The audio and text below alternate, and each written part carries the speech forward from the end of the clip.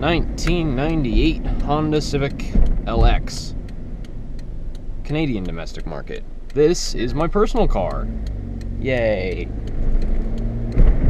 This car has a D16 Y7 4-cylinder, 1.6 liters of displacement, 107 horsepower when new, 104 foot-pounds of torque when new. Now it probably has a lot less, considering that the body of this car has around 250,000 miles on it, and the engine has about 200,000 miles on it. This being a Canadian market car, there are a few differences between this and the US version. The tachometer has been replaced. It was a kilometers per hour unit that did not have a tach, so that was replaced, so the odometer is inaccurate. It doesn't have an armrest. There's usually an armrest here. This doesn't have that. This car did not originally come with any sort of air conditioning system. That was added later, and so it doesn't work quite right because it's not OEM. The wiring harness doesn't have quite all of the plugs and such for it. Also, the windows have a weird, slightly bluish tint to them instead of a dark black tint, which is interesting and peeling off on the rear window, which is really, really annoying.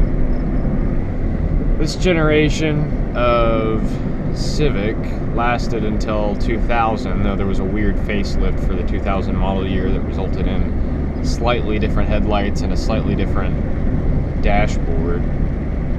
But is the last generation to have double wishbone suspension all around, which in my opinion makes it the last good generation of Honda Civic, because after that they became McPherson struts, and they weren't quite as good, and the cars started to get heavier and more bloated because of regulations.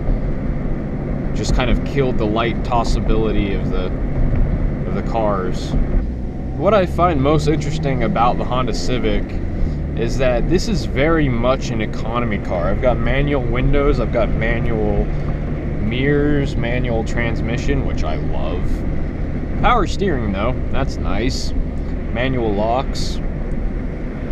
It's very much an economy car, a very, very, very basic one. But despite that, it has somehow attracted the attention of every high schooler ever who wants to have a fast car cheap. And of course, a lot of this is Honda's fault, and I say fault, I'm not really giving them shit or anything. I'm very glad that they did this. They made the Honda Civic Si, where they took their base model economy car and gave it obscene amounts of power and progressive rate springs and large sway bars and this, that, and the other, aero package, blah, blah, blah, blah, blah. And of course, it's sort of like Japan's interpretation of the American muscle car, but in a Japanese way, whereas the Americans took a small car and added a trim level where they just shoehorned in an engine with obscene amounts of power. The Japanese took their cheap and cheerful economy cars and started putting in reasonably more powerful engines. This particular car is not an SI. This is an LX. And in Canada, the LX is the base model, as you can tell by, as I pointed out, manual windows, manual door, blah, blah, blah. In America, the LX model is the highest trim level you can get below the SI, I believe. Nope, LX is the mid-range. I can't keep that straight ever. But it's got power mirrors, power windows, power locks. Still can get the manual transmission though. And let's talk about the transmission. This car has a 5-speed. This particular car has a short shift kit, which includes the shifter itself, polyurethane bushings for it, and instead of one bushing, it actually uses a ball bearing.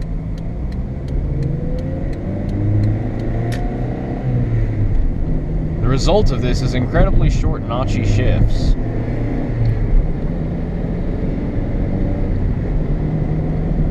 And it's actually very, very pleasant to use. And this car is pretty quiet. I mean, road noise is not that bad in here. I mean, there's a little bit of wind noise coming from this window, and I've got the AC on. But actual road noise is pretty non-existent here. It's a very comfortable place to be. Seats are a little bit hard, and they've got bolstering, which is weird and something that's not really a sporting car. I don't quite understand putting bolstering in everything. I suppose it can be more comfortable around some corners, but you're kind of gambling with the people that'll be in here, because if they're too large or too small, the bolster will either be ineffective or very uncomfortable. I mean, if you've got your fat rolls spilling over the side of it, you probably don't want this kind of sharp edge. Even though it is soft, you kind of don't want a sharp edge like that poking you in the butt. Being the bottom of the barrel engine, this car gets 30 miles per gallon city, and I have no idea what it gets highway in real life because I've never done it, but I've heard of many people getting around 45 miles per gallon, which is rather impressive. They probably have engines overnighted from Japan that have way fewer miles on them than this, but the fact that this 200,000 mile motor is still getting 30 miles per gallon, at least. I get between 30 and 35 miles per gallon in the city. I'm not a big fan of the driving position in this. The pedals need to be farther that way, because right now I feel like I'm sitting way too close to the pedals, but if I get back far enough to where I feel like I'm right relative to the pedals, now I'm kind of reaching really far for the steering wheel itself, and the shifter is just kind of way down there. In order to hit fifth, I have to kind of lean forward into it, and the shift knob needs to be here. It needs to be right here.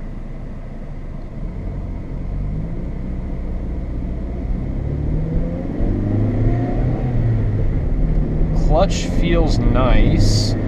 It's a bit too grabby though, and it makes it very difficult to start off smooth.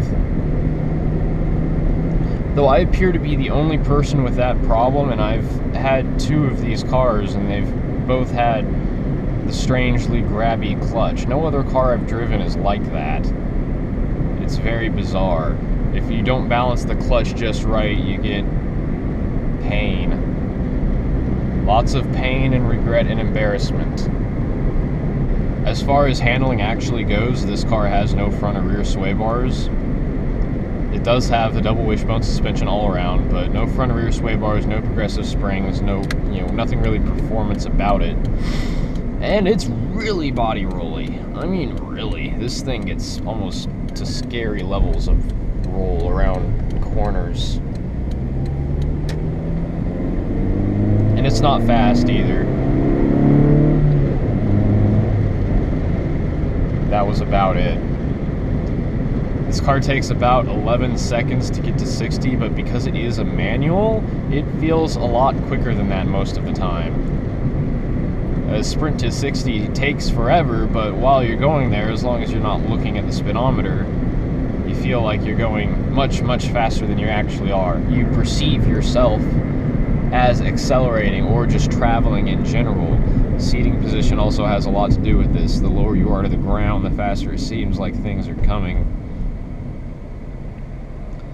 I've yet to drive a Mazda Miata for more than 3 minutes, but I feel like it would be much the same thing, due partially because it's so low and so small that it's basically you staring right at the pavement as you accelerate.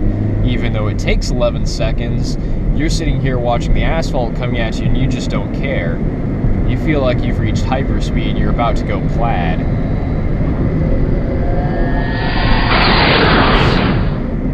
And now it's time for everyone's favorite game. Is that a state patrol officer or just some dude in a Challenger, Charger, whatever? Nope, just a black Charger. And something else that this car made me kind of understand is the phrase grounded to the ground. A lot of people use that sarcastically, but as I've only driven large cars, trucks, Luxo barges, station wagons before this, I had no idea what that phrase was even trying to say. but this car does have a sense of being better connected to the ground than most other cars I've driven. When you go, it's not floaty, but it is comfortable the way that it just adheres to the road over bumps. It follows the road surface without much rebound, without much bouncing, without much real dampening. Ow.